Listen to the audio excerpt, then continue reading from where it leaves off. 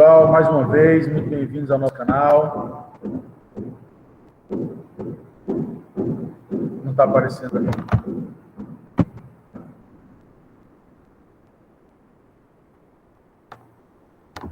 Pessoal, mais uma vez, muito bem-vindos ao nosso canal. Vamos dar sequência aqui ao estudo da anatomia do sistema musculoesquelético, com um capítulo assim, muito importante, que é o sistema articular.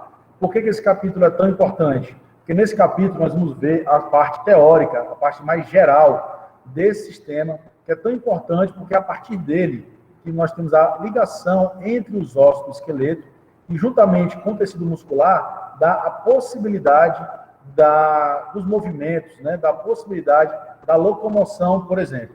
Então, é um sistema que ele pode ser classificado como definido, né, como sendo o estudo da articulação entre os pontos de contato entre os ossos, entre a cartilagem e os ossos, ou mesmo entre os dentes e os ossos.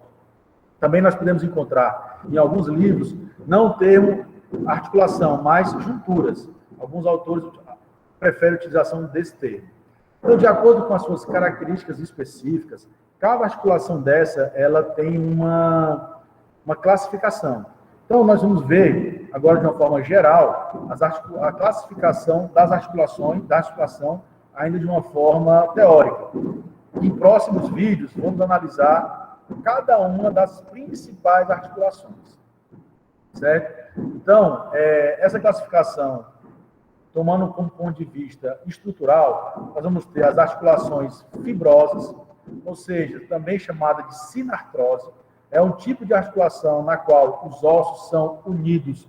O tecido que se interpõe é um tecido fibroso.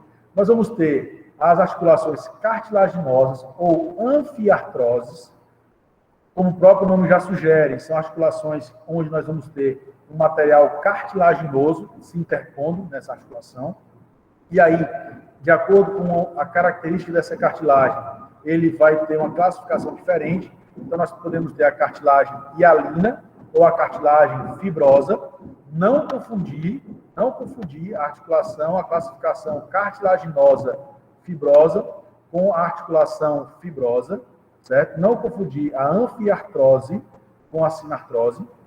E aí temos também a articulação sinovial. Essas são articulações mais complexas, né, na qual nós temos uma cavidade articular, nós temos uma cápsula articular, nós temos ligamentos, nós temos a principal característica, que é a presença de um fluido nessa articulação, que é o líquido sinovial, ou sinóvia, né, caracterizando essas articulações de grande amplitude de movimento, as articulações sinoviais, certo? Então, detalhando um pouco mais cada uma dessas articulações, nós vamos ter que as junturas ou articulações fibrosas, nós vamos ter que ela é subdividida. Então, nós vamos ter as articulações fibrosas, quando elas ocorrem nos ossos do crânio, elas vão ser chamadas de suturas. Então, as suturas, o que é uma sutura? Sutura é uma articulação, uma juntura fibrosa que ocorre no crânio. E assim ela pode ser caracterizada também, classificada de acordo com o seu formato. Assim, ela pode ser a sutura plana, ela pode ser a sutura serreada ou denteada, e ela pode ser a sutura escamosa. Então, aqui nós temos algumas imagens onde nós vamos ver essa classificação dessas articulações. Então, aqui nós temos um exemplo de sutura plana, que é essa que ocorre entre os ossos nasais, certo? Aqui, essa sutura plana. Então, é uma articulação fibrosa e ocorre no crânio, sim, é uma sutura. E ela, qual o formato dela? Ela é aqui, ó, bem plana. Então, ela é a que ocorre entre os ossos nasais. Nós vamos ter também a sutura serreada ou denteada. Nós observamos que ela tem formato de serra, olha. Ela é serreada ou denteada. Um exemplo que está aqui apresentado na foto é a sutura sagital, né, que ocorre entre os ossos parietais, mas também aqui a sutura frontal, ó, também que ocorre entre a sutura, aliás, desculpa, coronal, que ocorre entre o osso frontal e os parietais, ela também tem essa mesma classificação. É uma sutura serreada, né, em formato de serra ou de dentes. Daí o nome, serreada ou denteada. E nós temos, por fim, a sutura escamosa, que é a sutura que ocorre entre o osso temporal, entre os ossos temporais e parietais. É uma sutura que tem um formato escamoso, lembrando aqui uma escama de peixe, né? Ela é realmente, ela existe até uma característica diferente em relação às outras, que é possível perceber palpando a peça anatômica, né? Tocando a peça anatômica, é possível perceber esse formato de escama também dessas estruturas. E nós temos também um tipo de juntura fibrosa que não ocorre entre os ossos do crânio. Ela ocorre entre os ossos, a tíbia e a fíbula distalmente. Então, as junturas fibrosas ocorrem entre a tíbio fibular distal, ela recebe o nome de sindesmose, tá certo? Por exemplo, a tíbio fibular distal, essa articulação aqui, articulação entre a tíbia e a fíbula distalmente, está sendo aqui destacada no vídeo. Articulação tíbio-fibular distal, certo? Nós vamos ter ainda uma articulação que ocorre entre os dentes e os ossos da maxila e da mandíbula. Então, é a gonfose, é também uma juntura fibrosa que ocorre entre os ossos, entre a maxila e a mandíbula e os dentes. Então, são as junturas fibrosas. Pessoal, uma característica dessas junturas fibrosas é o quê? Olha, vamos ver, ela ocorre entre os ossos do crânio, ela ocorre na tíbio fibular distal, entre os ossos e os dentes. Quanto à mobilidade dessas junturas fibrosas, elas são junturas que são móveis, são parcialmente móveis ou elas são fixas?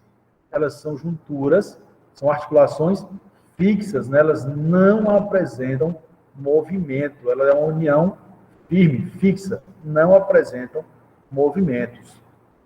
Ok? A nossa próxima articulação, tipo de articulação, são as junturas cartilaginosas, como nós já vimos, né? São junturas na qual o tecido que se interpõe é o tecido cartilaginoso. Essas junturas, pessoal, elas já são parcialmente móveis. Elas são diferentes das suturas, né? Das junturas fibrosas, porque elas aqui já apresentam pequenos movimentos, já são parcialmente móveis. E aí nós vamos ter as junturas cartilaginosas, na qual a cartilagem é fibrosa, e aí nós temos as sínfises, e quando a cartilagem que se interpõe é do tipo hialina, nós temos a sincondrose. Então, nós temos as articulações sínfise e sincondrose, com junturas cartilaginosas. O exemplo das sínfises, onde é que nós encontramos? Nós vamos encontrar na sínfise púbica, como o próprio nome já sugere, é que a união entre os ossos do pubis, tá? A sínfise púbica é um tipo de sínfise, é um tipo de articulação com juntura cartilaginosa, e também entre os discos vertebrais.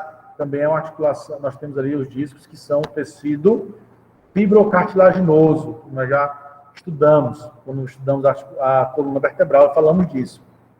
Tá aí o vídeo do canal. Então, são os tecidos, são as sínfises, né? Junturas cartilaginosas, na qual a cartilagem é a fibrosa.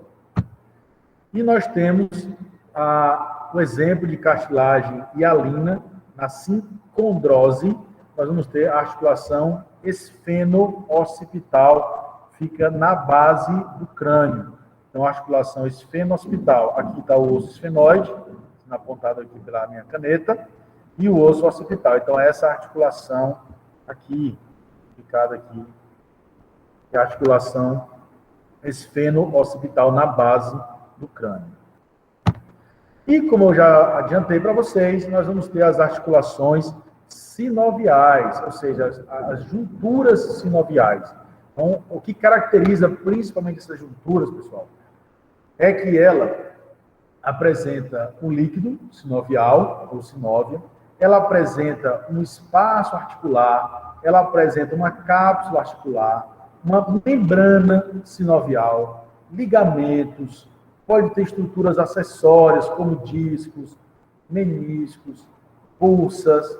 Então, assim, são articulações bem mais complexas, são as articulações móveis que nós temos no corpo, são bastante móveis, tá certo? E podem ser classificadas de acordo com a forma.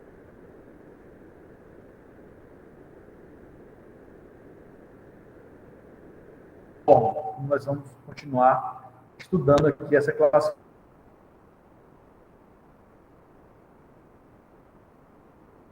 classificação. Tá? Mas aqui nós vemos ainda, olha, eu estou apontando aqui, lateral, nós vemos aqui o menisco, para cá, nós temos o menisco, no caso, o menisco lateral, classificando. Nós observamos aqui essa textura, esse brilho, que é a cartilagem articular. Nós vemos aqui parte da membrana articular, também que eu estou apontando, certo? Então, dentro dessa cápsula articular, nós temos o líquido sinovial. Então, são as estruturas que estão presentes nas articulações sinoviais, né, que transformam em articulações bem complexas, tão importantes para o nosso movimento. Então, essas articulações elas podem ser classificadas como plana, dínglimo ou dobradiça, pivô ou trocoide, condilar ou elipsoide, encela ou celar e esferoide. Então, vamos ver aqui cada uma dessas classificações. Então, as articulações sinoviais plana, nós observamos entre os ossos curtos, por exemplo, entre os ossos curtos, tanto do carpo como do tarso, a articulação é classificada como plana. Então, entre os ossos naviculares, cuneiformes, por exemplo, são articulações planas. Entre os ossos do tarso e do carpo, normalmente são essas articulações que nós encontramos comumente, né? São as principais. Então, são articulações que permitem pequenas adaptações, não são movimentos amplos, mas são pequenas adaptações que ocorrem, né, quando nós pisamos, quando nós seguramos algum objeto, e elas são importantes para que nós possamos ter maior firmeza, por exemplo, ao segurar um objeto, a distribuir o peso do corpo ao pisar no solo, certo? Então, são as articulações planas, sinoviais planas. Nós temos a articulação do tipo gínglimo. O exemplo que eu trago aqui é um exemplo logo polêmico, né, que é o joelho. Por que o joelho é polêmico? Porque existem mais de uma classificação, de acordo com os autores, mais de uma classificação para a articulação do joelho. Então, nós vamos ter em breve uma aula falando especificamente sobre isso, onde eu vou dar mais detalhes. Então, eu sugiro aí, depois, quem estiver assistindo essa aula, já procurar aqui no canal a aula sobre a articulação do joelho em específico. É uma aula só com mais detalhes sobre essa articulação. Então, a princípio, de uma maneira muito simples, nós vamos seguir aqui a classificação do D'Angelo e Fatini, que ele traz como uma articulação do tipo gínglimo ou dobradiça, sendo uma articulação de movimento apenas em um eixo, ou em um plano de movimento. Também mais na frente daremos mais detalhes sobre esses planos e esses eixos de movimento. Tá? Então, assim, é uma articulação que permite movimento no joelho, flexão e extensão. Outro exemplo, no cotovelo, somente também flexão e extensão. Apenas um tipo de movimento, um grau de movimento, um eixo de movimento nas articulações do tipo gínglimo ou dobradiça. Nós vamos ter também uma articulação, um trocoide ou pivô. Tá? Qual a característica dessa articulação? Como o próprio nome sugere, então, é uma articulação onde uma superfície ela vai ter um giro dentro de um espaço de outro. Então, onde é que nós observamos isso? Na articulação rádio-ulnar proximal. Então, nós temos aqui o rádio, onde nós temos a cabeça do rádio, aqui eu estou destacando, de caneta. se articulando aqui na incisura radial da una. Aqui, esse movimento permite que o rádio gire nesse espaço. Existe um ligamento que prende a cabeça do rádio aqui, a una, e permite que ele gire em torno da una, fazendo um movimento que nós chamamos de pronação e supinação, que é basicamente fazendo com que a palma da mão se movimente da parte anterior para a posterior, virar a mão, a palma da mão de anterior para a posterior, né? A pronação e a supinação. Então, ela permite o giro, como está aqui a figura, né? Representando, nós temos uma articulação, um eixo, tá certo? Então, o nome pivô, um eixo que permite esse movimento de giro dentro da articulação, certo? Então, uma articulação também em um eixo de movimento apenas, ela permite apenas esse giro, essa rotação, certo? É uma articulação ainda simples também, né? Nós temos a articulação elipsoide. Alguns autores também dão como exemplo dessa articulação a articulação do joelho, elipsoide ou condilar, chamando até de bicondilar. Nós vamos analisar isso mais na frente, tá certo? Falando sobre o joelho. Então, a superfície em que há uma articulação entre uma superfície que apresenta uma depressão e uma outra onde há um encaixe. Então, o exemplo que estou trazendo aqui nesse slide é essa articulação aqui, olha, a articulação entre os ossos, entre o rádio aqui, né, e os ossos do carpo, uma articulação do tipo condilar ou elipsoide. Essa articulação já permite movimentos em dois eixos. Nós podemos fazer com a mão flexão e extensão, e podemos fazer um desvio radial e um desvio unar nessa articulação. Então, já é uma articulação que nós chamamos de biaxial, uma articulação que tem movimentos em dois eixos, tá certo? Nós vamos ter também a articulação do tipo em sela, tá? O exemplo dessa articulação em sela foi mencionado também quando estávamos estudando os ossos da mão, é essa articulação aqui, ó, que eu estou destacando, na qual nós vamos ter aqui o trapézio, que é um formato, que apresenta um formato de uma sela de cavalo, na qual nós temos aqui o primeiro metacarpo montado sobre essa sela. Então, a articulação do tipo em sela já permite movimentos também em dois eixos, né? E esse primeiro dedo ainda faz um movimento específico dele, que é a oponência. É o somatório desses movimentos, nós também estudaremos isso com mais detalhes. Hoje, o nosso objetivo aqui é apresentar as classificações das articulações. E a articulação que nós temos mais complexa, o tipo de articulação mais complexa, inclusive em termos de movimento, é a articulação classificada como esferoide. Por que eu digo que ela é a mais complexa? Porque nela nós temos movimentos em três eixos. Então, a articulação triaxial. Ela permite o movimento de flexão e extensão, ela permite o movimento de abdução e adução, e ela permite o movimento de rotação interna e rotação externa. Ou seja, três eixos de movimento, uma articulação triaxial. Quais são os exemplos? Como o próprio nome sugere, são as articulações que as superfícies que se articulam têm um formato esférico ou esferoide. Assim, nós temos a articulação do ombro e a articulação do quadril. Certo? Então, essas, assim, essa é a classificação genérica, né, a parte teórica da articulação. Se você pegar o primeiro o capítulo sobre a articulação de um livro-texto, pode ser a Anatomia Humana Básica, do Angelo Fatini, pode ser a Anatomia Orientada para a Clínica, do Mui, também, que são livros que nós vamos indicar, onde tem uma leitura bem detalhada, bem mais aprofundada, que é importante que o aluno não fique preso apenas nas aulas, né, que vai buscar nos livros, que vai buscar o maior conhecimento, que isso facilita a construção desse conhecimento. E aqui, pessoal, eu trago assim, de uma forma mais resumida esse assunto que nós apresentamos até aqui. Então, falando das junturas, são as articulações, elas são responsáveis, né, juntamente com os músculos e os ossos, também pelo movimento, pela locomoção, pelo movimento articular. e ela pode ser classificada de acordo com o material que se interpõe. Assim, nós vamos ter as articulações fibrosas.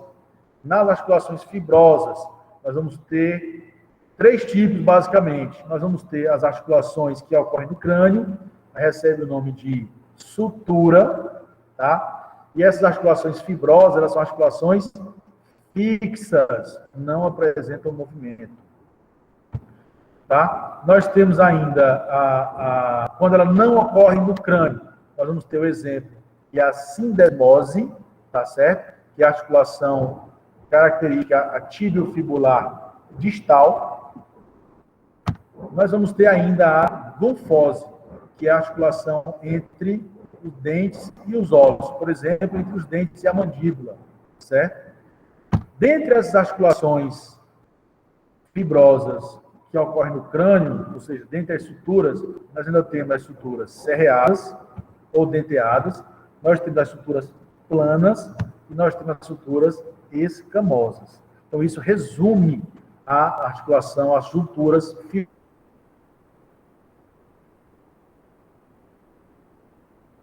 fibrosas. As cartilaginosas, nós vamos